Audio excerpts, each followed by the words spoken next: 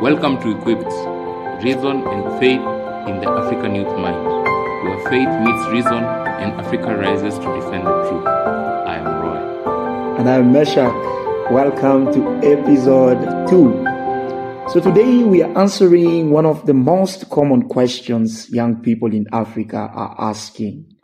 Is Christianity a white man's religion?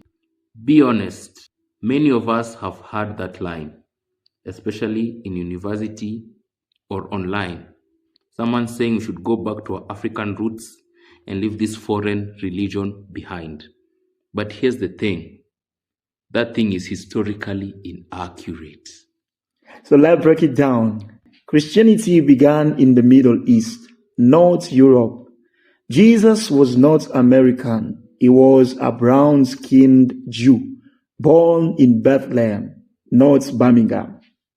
In fact, Africa is in the Bible before Europe ever is. In Acts chapter 8, the Ethiopian eunuch becomes one of the first non-Jewish Christians. Jeremiah mentions Cush, which is modern-day Sudan. And in Matthew chapter 2, where did baby Jesus flee from safety? Egypt.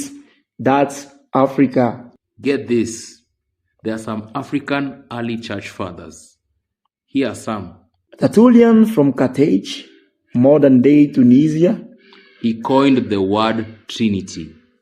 Augustine of Hippo, from present-day Algeria. Interestingly, he shaped much of Western theology. The church in Alexandria, Egypt, was a powerhouse in the early Christian thought. So, no, Christianity didn't ride in with colonialism. It was already in Africa centuries before the first European ever touched our shores. What colonialism did was to twist the message and mix it with oppression. But the message of Jesus is timeless, borderless, and liberating. Here's the challenge of the week. Share one fact from today's episode with a friend who is skeptical.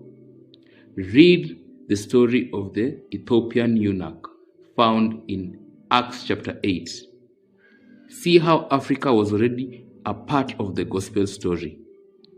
Also, there are some 3 books we'd like to recommend for you to critically think and deepen your understanding on this question.